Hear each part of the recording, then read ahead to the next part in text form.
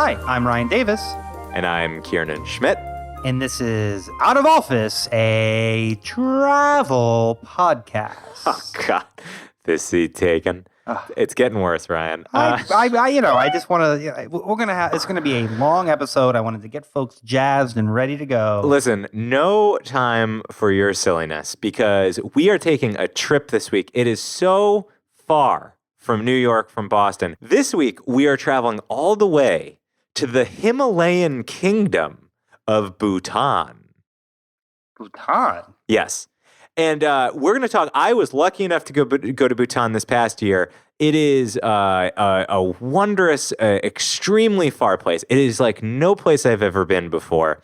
I met a student who was hosting a small trip there and invited me along on what they called the trek. And he's from Bhutan and was able to show us all around the country. So, Ryan, because we are traveling all the way into the Himalayas, we do not have time to mess around up here on top. I want to get straight into the topic. We got to take off. It's time to take off already? Tell the cabin crew. Cabin crew, we got a 14-hour flight ahead of us. It's time to take off. 14 hours. If you're lucky, you got to go through India. Flight attendants, prepare for takeoff, please. All right, we have taken off in record time. No time on the tarmac today, folks. Straight to Bhutan. I think, Ryan, we're all starting to realize why that pilot's license never came through there. Like, he never shuts up. All he does is talk into the microphone the whole time. They're just de-icing the wings, everybody. I see the streams of de-icers just cascading over the wing. I'm eating the peanuts now. So it is a very far trip from the United States to get all the way to Bhutan. Ryan, do you know where Bhutan is? Yeah, it is like way in South Asia. Yeah, well, it is sandwiched right between India and China. It is, if you know where Nepal is, where Bangladesh is, it is right in that area. And that placement is really important to its history because it has sort of a mix of Indian influences and Chinese influences. And in fact, that's a great strain on the government, is trying to balance these two superpowers that are on each side of them.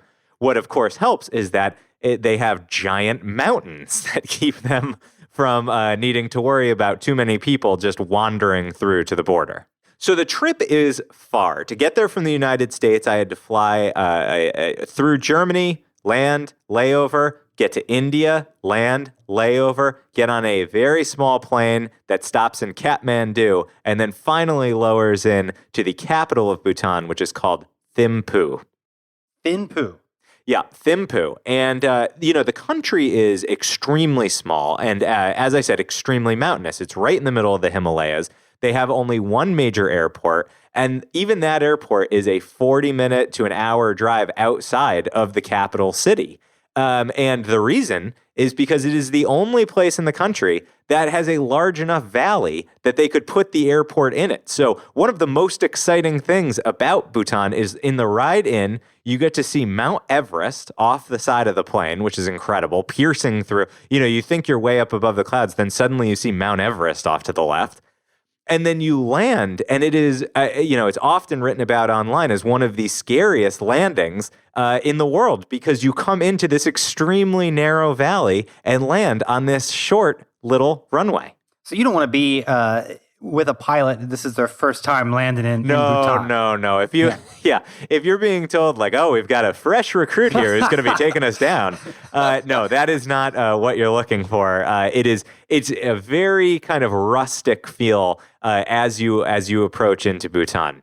And you really do feel there's something about heading into those mountains that it's kind of renowned as like a Himalayan mountain kingdom, and that's exactly what you feel like. It feels like crossing a threshold into another world. Is this the kind of landing though when that people like applaud when the plane lands? Yes, that's exactly right. Okay. Yeah, you know how like it's really irritating when people applaud on like normal landings? Sure. On this one, you all spontaneously break out. Yeah. Yeah. There's always that one guy who takes the New York City to Boston flight and then bursts into applause when they land. Yeah. It's not like that. Hey, I'm just trying to keep everybody's spirits up. So to give you a sense of how small Bhutan is, the population is only 800,000 people.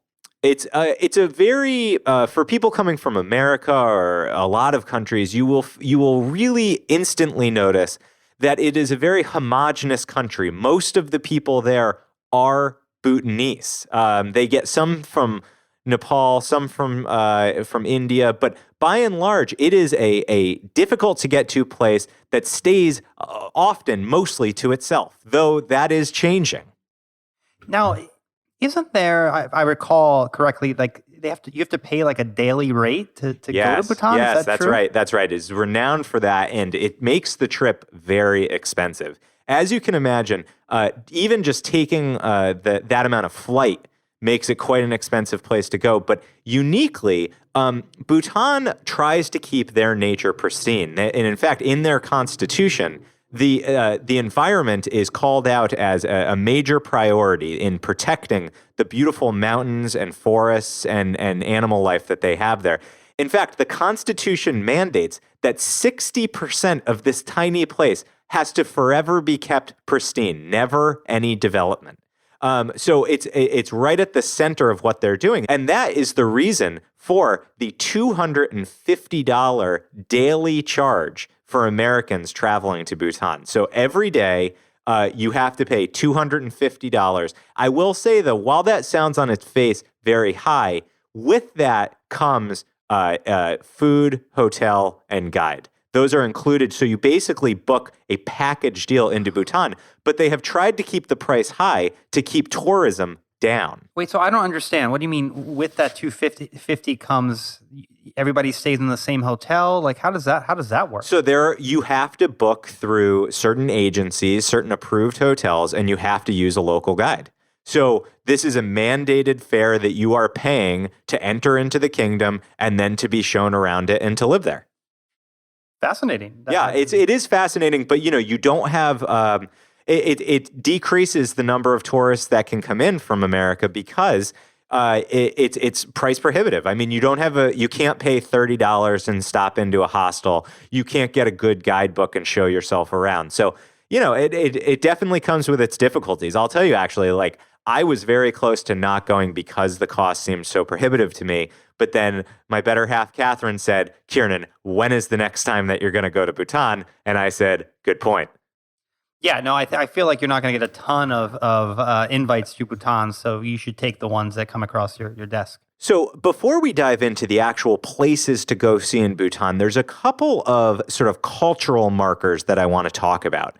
The first is that it's sometimes called the land of the thunder dragon. The image that is in the popular imagination of this kingdom is that it is this kind of peaceful, above it all place. And to a certain extent, that is true, though I do want to talk a little bit about its controversial history. And so Bhutan, it is a primarily Buddhist country. The government is officially Buddhist, though there are certain protection for religious minorities.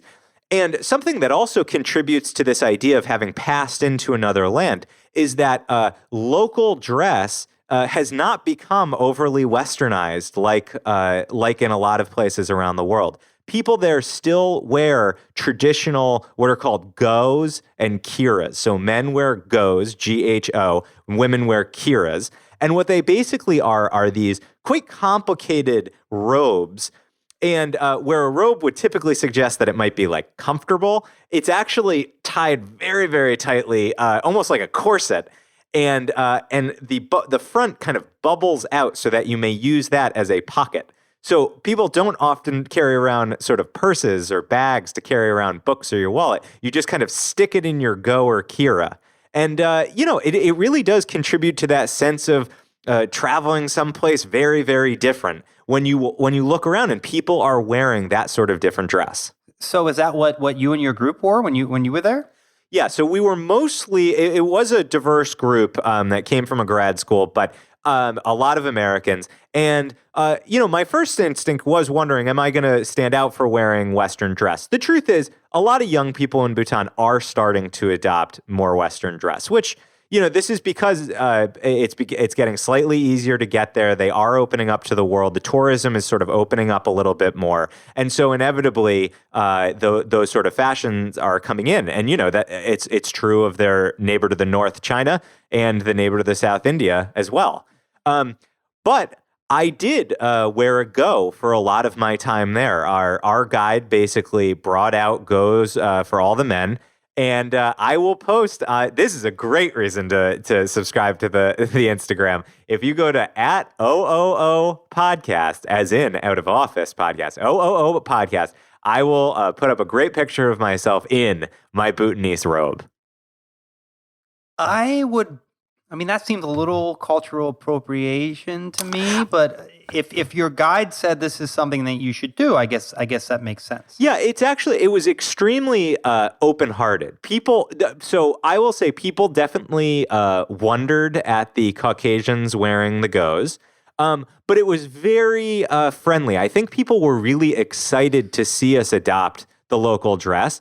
And I'll say actually, it was so tight that I was very impressed with the local Bhutanese men who could wear the belt that keeps in your gut so tight under this robe.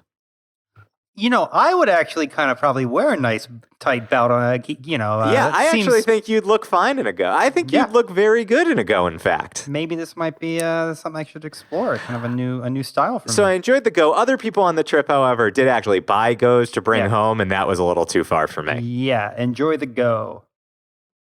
Oh, wow. That is a deep cut callback. That goes all the way back to the quest for a tagline. Wow.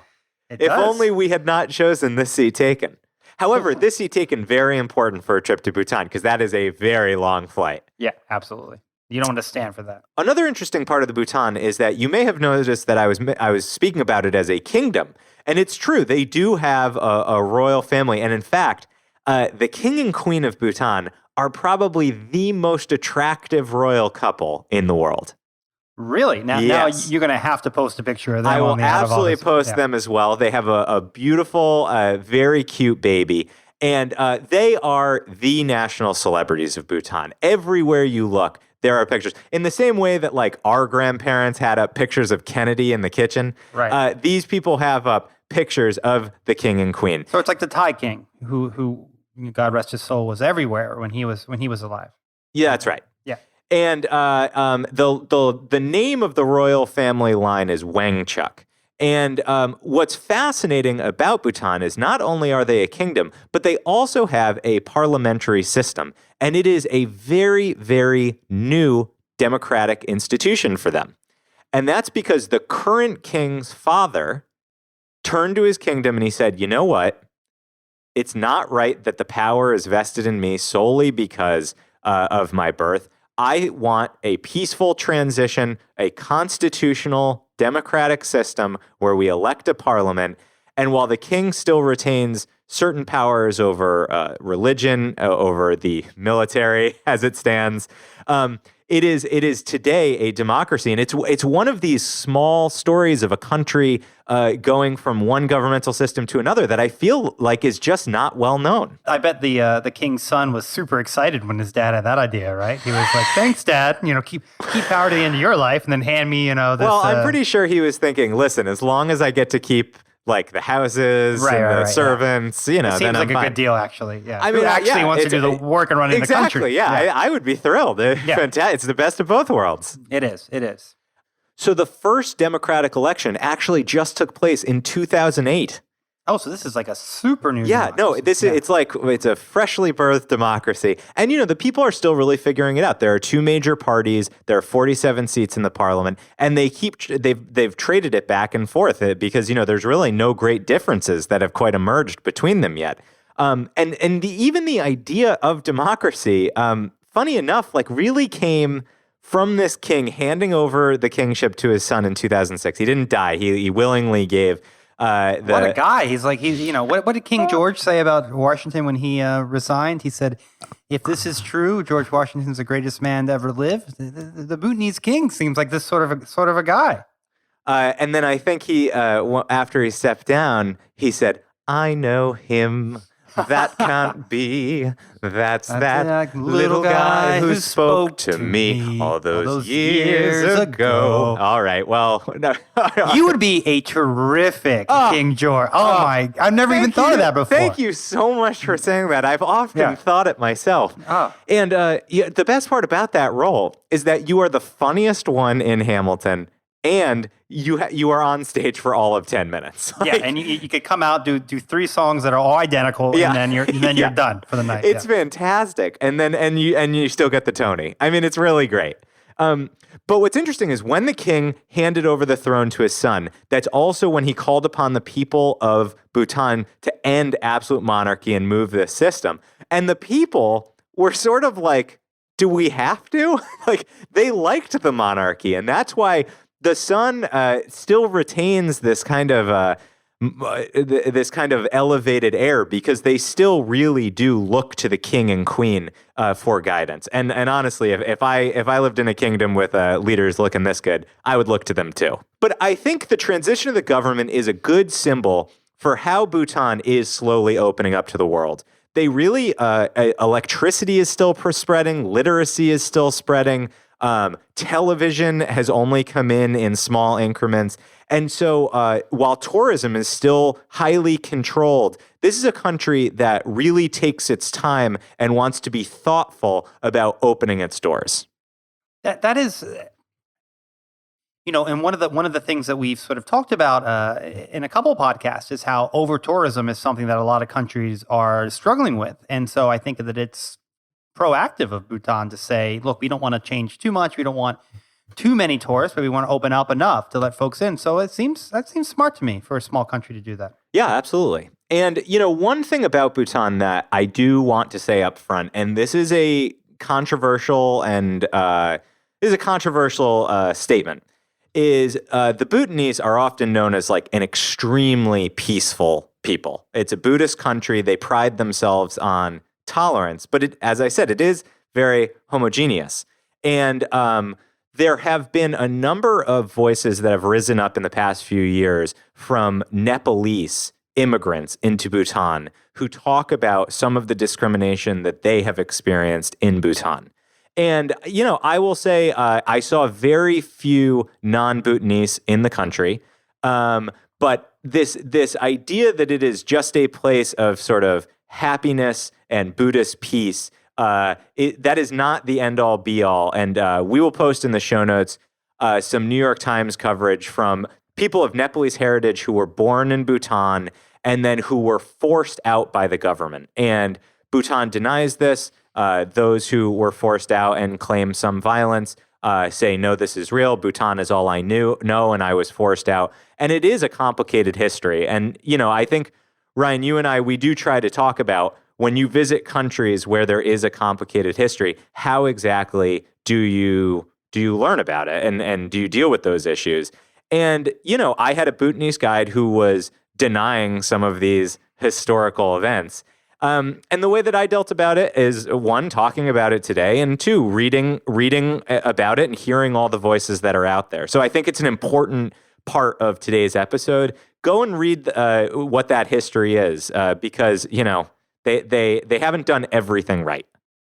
No, and no country has. Was there anything that you saw when you were visiting that made you feel uncomfortable, or that you noticed anything unusual, or? No, the only thing that I would say, and I think this is as true in the U.S., is that there was a class of immigrants who were Indian or Bangladeshi who had some of the jobs that the Bhutanese people didn't want. So the very difficult construction jobs, Sure.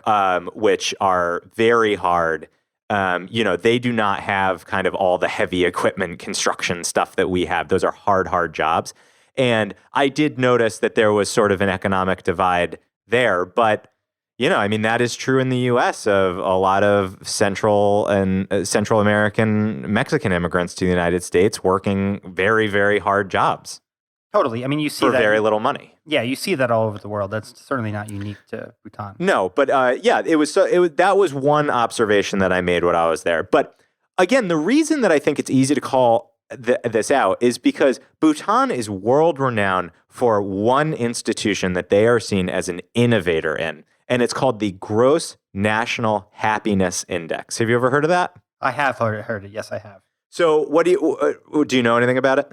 Wait, I know that it is an alternative way to the GDP to judge how a country is doing, and countries that have low GDPs are super excited about it. Yeah. So to your to your point, I mean, basically, it is a way that the government guides its policy, that they don't want to just worry about economic success. They want to measure whether they are improving people's lives and through happiness. So what they do is they send out surveys to a portion of the population, and they gauge whether things like investing in literacy, farming programs, bringing electricity, bringing plumbing to some of these out villages is actually translating into happiness. It's not just about more economically. And that always reminds me of that Robert Kennedy speech where he talked about all the things that GDP doesn't measure are the things that make life worth living, essentially. Yeah, I mean, I think the Bhutanese would agree with that. And I was lucky enough to meet with the governmental department that actually runs the Gross National Happiness Index. And they were very upfront about saying, listen, this is a brand new system. It's an innovation. We are a small enough country that we feel that we can gauge happiness pretty accurately, but it is a moving target. We would like to be, polling at a greater scale, having more substantive conversations. So it's an ongoing project, but it has captured a lot of the world's imagination to have a government make policy based on the happiness of its people. It's weirdly novel. Yeah, as long as it's remotely honest, because I'm sure that if you asked North Korea what the average happiness was, they would say that, everybody here is, at a 10 all the time. And that clearly isn't true. So I feel like something like that is a lot easier to finesse than like a hard number, Absolutely. It's subjective, is what I'm saying. Because, the happiness level in Brooklyn as a whole probably pretty low, although we have plenty of opportunity to pursue it. It's just... Yeah, I think New York City, happiness is unhappiness, right? Like, I'm not happy unless I'm unhappy. Exactly. And it's important to call out, gross national happiness is actually baked into Bhutan's constitution. So it breaks it down into what they think are 4 pillars of happiness: good governance, sustainable socioeconomic development, preservation and promotion of culture, and environmental conservation. So that's sort of, and I will say my experience there was that they aspire to serve these 4 ideals kind of above all. And by and large, they have a lot of success. So in 2015, the gross national happiness showed that 91.2% of the Bhutanese reported that they were narrowly, extensively, or deeply happy. That's a pretty happy country. That seems like a really high number. It definitely. Yeah. As I say, I think they're honing in on how to actually make it work. It seems like it benefits the government right now a lot to say that 91% of the country is happy. It's actually interesting you say that, because it has become an issue that around election time, the gross national happiness is being used for political purposes, and I think that was not something that they had anticipated. Yeah, well, I would have anticipated that anything in a country is going to be used for political purposes. Well, welcome to democracy, Bhutan. In a 2016 Harris poll, 31% of Americans said they were happy. So, wow. It seems like we are significantly, Bhutan is 3 times happier than the United States. I bet you that is far lower today. Yeah, this was in the afterglow of the prospective Hillary win. So what's interesting is that this is not new, though it's new in the Constitution of Bhutan. The Gross National Happiness Index idea actually goes back to the 1970s. It was a former king's idea as an alternative to gross national product. Yeah, and Kennedy gave that speech criticizing GNP in the late 1960s. So that makes sense. The idea was out there in the world. Yeah, and I think what's interesting is if you put yourself in the place of a government official in Bhutan, that means that when a new project is suggested, so for example, putting in a dam, and I know Bhutan has had the opportunity to put in big dams that would capture and produce tons of hydro power that they could connect into India, and it would be a cash cow for the country. But they have to ask themselves, is this more than just economic benefit? Will this benefit the happiness of the people? And as I said, the environment is very important to them. So they put that happiness mark quite high. Yeah, and I'm super curious as to how you would actually go about determining if something would make some people more or less happy when it's something like like a dam or a public works project. It just seems like that's a difficult thing to. Well, I guess I would quantify. compare it to, in the U.S. Constitution, we say the pursuit of happiness. Right. They would say we're not trying to say everybody is happy. We're trying to create the conditions under which people can be happy. Similar to we are trying to create the conditions that Americans can pursue happiness. Right. Yeah. Okay, so I want to talk about 3 places to visit in Bhutan that are, I would say, the must-sees. I mean, because so much of the environment is protected, there are wonderful national parks, and I understand it is quite the paradise for birders, birder Shangri-La, if you will. So first I want to talk about the capital city, which is Thimphu. And one thing that when you're driving from the airport to Thimphu, you do immediately see kind of 2 mainstays that you will see all throughout your time in Bhutan, which is you are constantly going up and down very steep mountains. So the roads are tight, and many are without guardrails, and they really cling to the sides of these mountains. You go up and down. And So you would say that the road to Shangri-La is a bit treacherous. I absolutely would say that. I would say that from my own life experience and also from my trip to Bhutan. And also, you will notice the prevalence of Buddhist prayer flags across the landscape. So it's an awfully rural place, and you will see bridges that just kind of span these valleys with long, colorful Buddhist prayer flags. And they come in either the strings that you might, I think a lot of people associate them with Nepal, like when, there's that one like white kid in your college who like claims to be a Buddhist and hangs up those like Nepalese prayer flags. Totally. Yeah, they're similar to that. And they're colorful, and they're very enjoyable, and they kind of just get kind of bleached and ripped apart by the weather. And they will actually like span them across huge valleys. So you will just see mountains connected by these flags. And it is one of the most lovely pictures that you can get from Bhutan of just hundreds of prayer flags spanning a valley. So mountains and prayer flags, you're going to see a lot of those when you're in Bhutan. Now, in Thimphu, it is very much a city on the rise. I mean, it's not a high city. I mean, the largest buildings really maybe 3, 4, 5 stories tall, but we're not talking sort of skyscrapers here.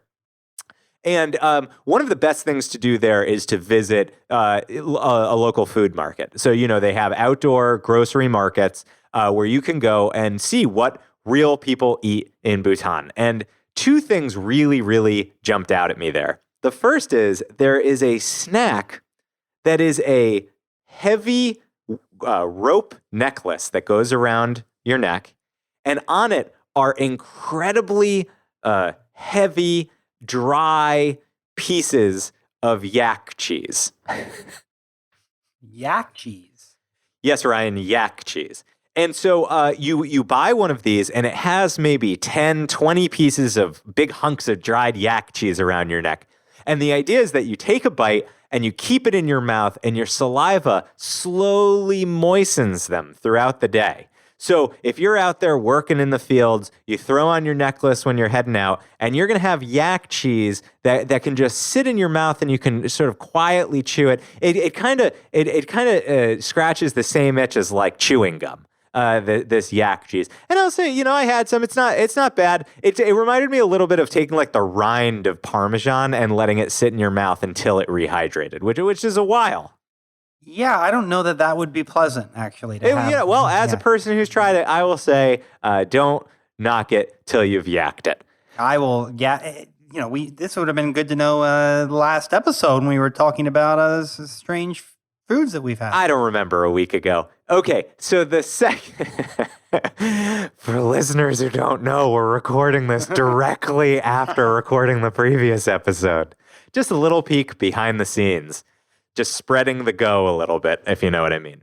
Okay, and the second piece of food knowledge was that the Bhutanese really like chili peppers. So when you pass through these towns, you will often see peppers drying on the roofs of houses. They grow local peppers, they dry them out, and they have a lot of really good local dishes that have peppers involved, that are pepper-based. And my favorite one was a pepper in a chili cheese sauce. So this is like a really common Bhutanese food, and it is just as it sounds. It's like these delicious roasted peppers with a chili cheese sauce, totally ensconcing them. It's sort of like nachos with a pepper base. That sounds delicious. It is. It's absolutely. I don't know why it hasn't crossed over to the U.S. I absolutely think it should. Maybe a quick chain of Bhutanese pepper places. Bhutanese pepper place. That's a great name, too. The Bhutanese pepper place, definitely. And you know what? Here's some dried yak cheese necklace for the road. So having been to Thailand, I understand that, when you go to a place that's predominantly Buddhist, there are typically like a lot of like famous temples and things to see. Is that true of Bhutan? Yeah, that is, it's 100% true in Bhutan. So the first major Buddhist site that you want to see is that there is an enormous gold Buddha that sits above Thimphu. And it's big and it's gilded. It's 169 feet. And it sits atop a hill. So it is, you can really see it from anywhere in Thimphu. And it's a great place to go up. You can kind of quietly wander around it, and then you can go inside where there are smaller Buddhas, and it is just a very pretty temple there. And you would then get panoramic views down onto the city. So that's a great Buddhist site to visit. But the two other places that I absolutely want to call out that you want to get to when you're in Bhutan both have deep ties to Buddhism. The first is called Paro. And this is maybe the most picturesque place I've ever been. And it is the quintessential picture that you get in Bhutan, which is that many of the monasteries are built directly into cliff sides. Okay, so they look like, how they actually stay up is pretty amazing. They're built into these cliffs. That's incredible. The only thing I've seen in Budapest, there's sort of a castle built into one of the cliff sides, and that was such a fantastic thing to see. So I can only imagine. Hopefully, you've got some pictures for the Instagram. Yeah, I'll throw that again. I think the Instagram is going to be an essential part of this week's episode. And for Paro, you visit what is called the Tiger's Nest, and that's the name for these temples that are built into the side of a mountain. And you have a vigorous, lovely hike, 2 hours to them, and then you get to have some thoughtful prayer time there. And actually, if you're a tourist like you can bring some Buddhist prayer flags, and they will bless them there for you. And it's a great souvenir to bring home. It fits all of the 3 P's of souvenirs, which, Ryan, I'm sure you recall. The 3 P's of souvenirs. Price. Yep. Price. Yeah, you got price. Portability. And I am cheap. Portability. So you're saying price should be counted twice. Well, I thought for you it was price. No. Portability, price, and packaging. I'm sorry. You were so close. Potency. Potency. And like those emotional flags, potency. absolutely. Yeah. Highly potent. Yeah. And I bet those cheese necklaces also highly potent. That's just a very highly different potent. kind of potency. Yeah. No, you'll be yakking them up. No question. Oh, my gosh. Anyway, you just get absolutely. This is one of those few places where I'm not somebody who feels like I need to record every instance of beautiful scenery that I encounter. But Tiger's Nest in Bhutan truly is one of those. It feels like a wonder of the world. It feels like a place that no matter how many photos you take, you need to take 10 more just to make sure you get the perfect one. That's how breathtaking it is. That sounds incredible. I'm anxious for you to light up the Insta with these some of these images. Well, and I really like the myth behind it is that the reason that these are built into a cliff face is because the sort of spiritual Buddhist leader in Bhutanese history, whose name is Guru Rinpoche, famously was riding a tigress, a flying tiger, as he came into Bhutan to deliver the good news of Buddhism, and thus these monasteries were founded on these cliff faces. So it's quite a romantic. You can kind of see where Shangri-La. All of these things come together to create this great mystical feeling of peace when you're there. I'm just imagining the the poor tiger having to do that really scary landing, from. Well, I'm sure the tiger just had to kind of scrape across, and they probably bloomed. I guess flying tigers don't have to actually abide by the same laws of physics that airplanes do. And the third place I want to mention also ties into a bit of mythology that's built around Buddhism, and you do get to understand a lot more about sort of how diverse Buddhist traditions are based on which country you're in. There is definitely a very specific feel to the Buddhism within Bhutan that you'll learn about. And we met several Buddhist nuns, Buddhist monks, who were very happy to share and take questions about their meditation habits and about their daily lives. So it's definitely something you should, because it is not a heavily touristed place. It is one of those places where you can engage with locals much more easily than you can in a lot of countries that are used to heavy tourism. And when you say you ask questions, is this in English or? Yes, some of them spoke English, and often, for example, with the nuns that I met, we were visiting their temple, and so they studied English, and so one or two of them was quite adept at English, and then it translated for the rest. Okay. Oh, all right. All right, the final place I want to talk about is a temple that is called Shimi Lokhang. And it is known as the abode of the divine mad monk. And the divine mad monk is a wonderful story that I kind of hope Americans don't start flooding the Bhutanese market because of this story. So he's known as the divine madman, and he's supposed to be this kind of spiritual leader in Bhutanese history who has temples dedicated to him. He's renowned as sort of a holy man, but he's also a drunk, he's a womanizer, and he fights off demons using what is termed his magical thunderbolt, which refers to his penis. Yeah, so I was just going to say, when I Googled this monastery, it's referred to as penis-focused, which I have to say, I've been to quite a few monasteries, and maybe they were secretly penis-focused, but that wasn't the... Well, and you've been to a lot of penis-focused places. Exactly, and they were not... those don't really... That Venn diagram of penis-focused places and monasteries... Small crossover. In Bhutan, there is a heavy crossover. And there definitely is a little bit of tongue-in-cheek humor about this place. I mean, we were being shown around by Bhutanese people who clearly took joy in this myth. But basically, there are phallus paintings, phallus sculptures. I mean, there are penises frickin' everywhere you look, both in the town that leads up to this monastery, but also in the monastery itself. So, for example, some of the buildings have on their eaves all the corners of the house where there would be gargoyles in France. There are just penises, flying phalluses on the rooftops.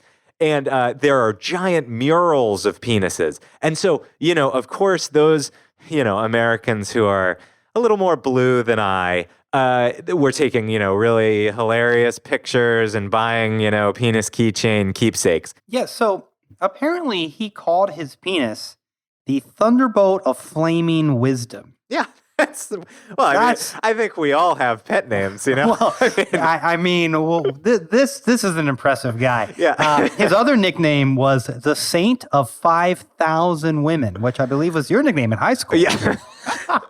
Yeah, I was friends with 5,000 women.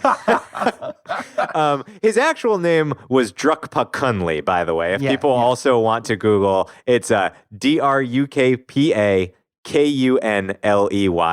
Or you could just look up the Divine Madman, and you will find him in plenty of fun pictures. And Little Drupa was called the Thunderbolt of Flaming Wisdom. Yes. Probably not that little, to be frank. Just guessing from this gentleman's numbers. I mean, two things about the temple that are interesting is at a lot of these Bhutanese temples, they have what are called Buddhist prayer wheels. Do you know what those are?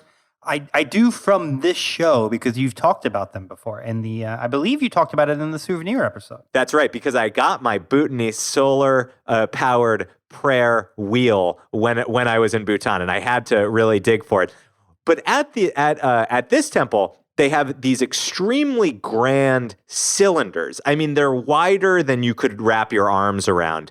and they stand probably 10 feet tall. And the idea is that you walk around and you spin them, and they have Buddhist prayers written on them with the idea that you are praying as you spin them along. And so there were actually pilgrims at this temple who were either sitting or walking around these giant cylinders in the act of praying. And this temple also attracts people who are looking for fertility. Not a big surprise. And so there is a wooden phallus that is considered holy inside the temple, and they will bless you with it if you are seeking children. How do they bless you with the wooden phallus? I believe there is a prayer, and it is rested upon your head. Yeah. I'm not straight, but I believe the phallus needs to be wooden if you're going to have children. I don't know if. Oh, I'm so sorry. I am so sorry. I couldn't resist. Ryan. I mean, in a way, I kind of acknowledge that they just have it out there in the open. I mean, you and me, we both, in Catholic school, they keep this kind of stuff in the sacristy, Although I did have a priest once tell me that phalluses would ward off evil spirits, so I feel like. Is that right? Because I feel like my priests were telling me that they were like the source of evil spirits. Oh, it depends. It depends on the kind of priest, I guess. But yeah.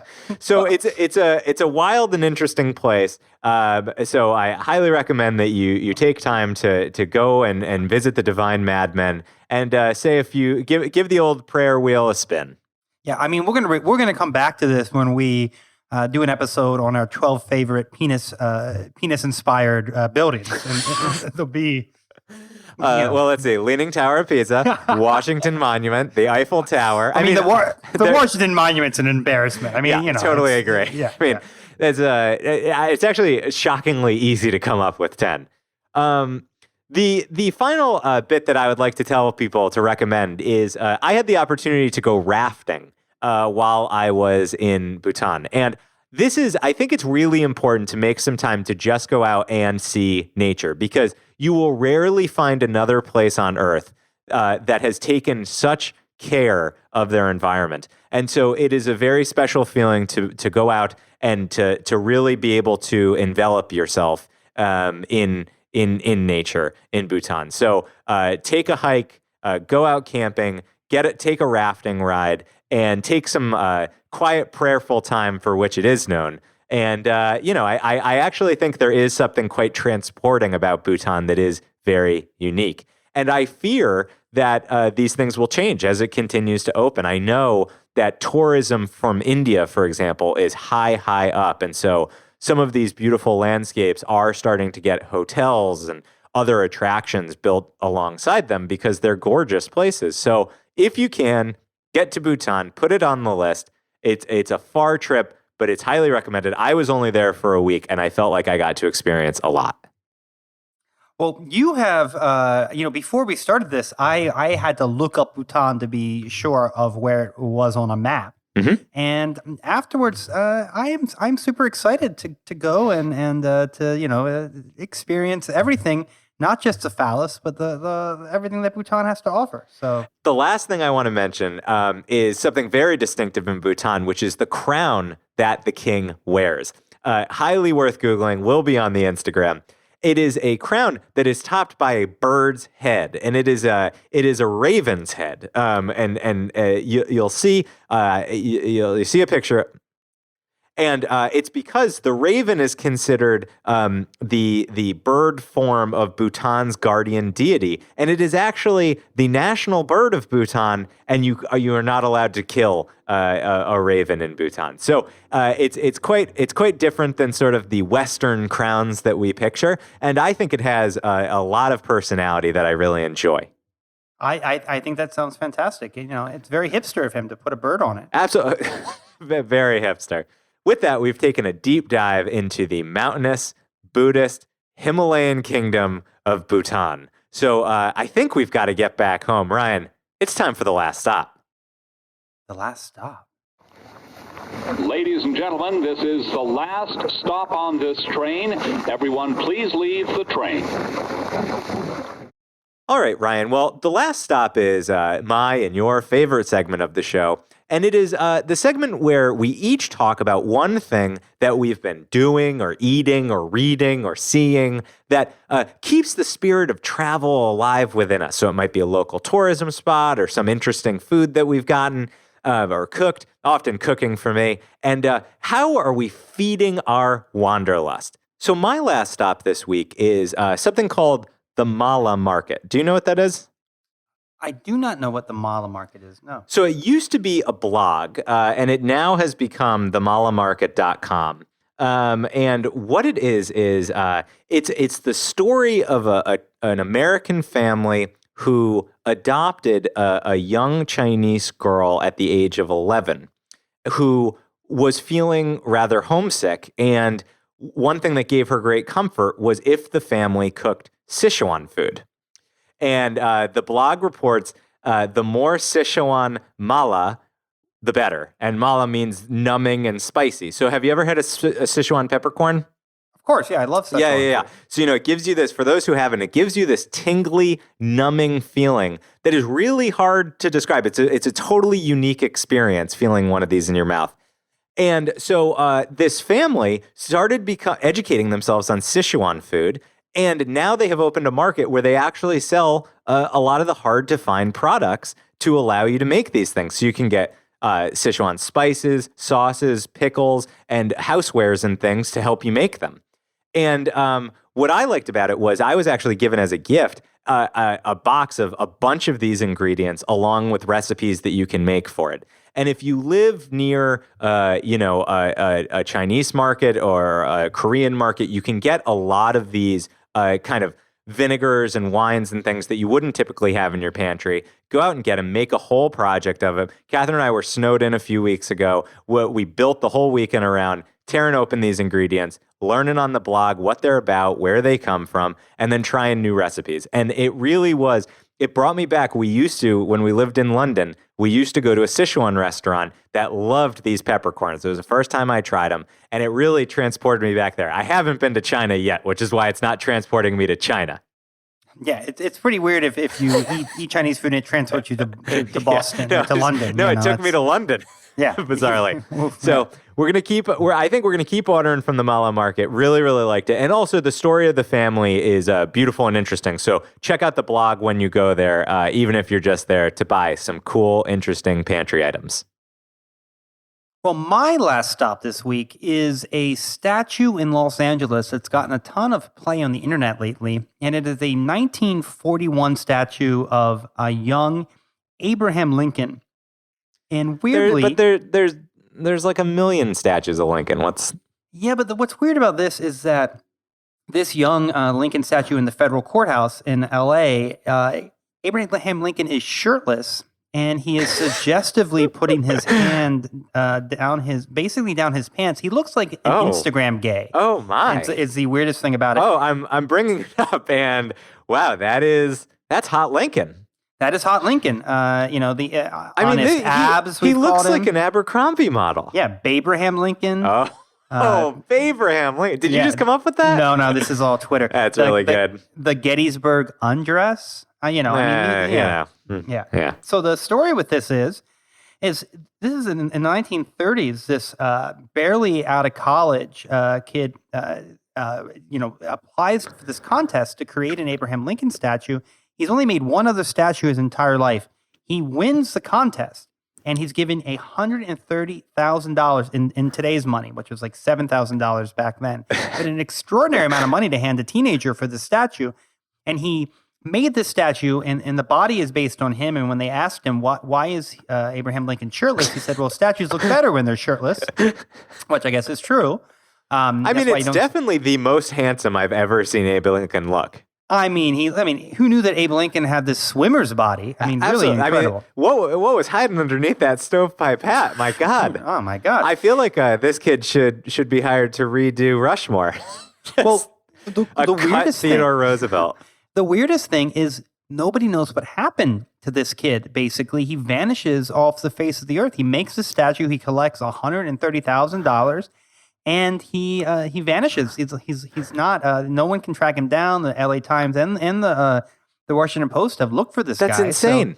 So yeah, he made this statue, got a ton of money, and what seemed to be a very promising career as a sculptor totally vanishes. I mean, it looks like such a fine sculpture. I have to imagine that he just thought, well, this is the pinnacle of my life. I'm never going to make anything so iconic again. So I should just drive off into the sunset.